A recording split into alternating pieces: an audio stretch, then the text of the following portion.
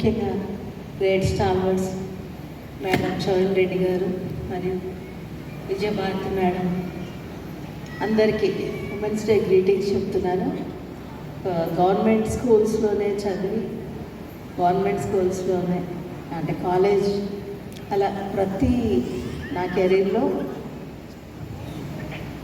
నాకు హెల్ప్ చేసింది మా పేరెంట్స్, టీచర్స్. వాళ్ళని రిమైండ్ చేసుకుంటూ నాకు ఈ అవకాశం ఇచ్చినందుకు మరోసారి దేవుడికి థ్యాంక్స్ చెప్తున్నాను. Thank you.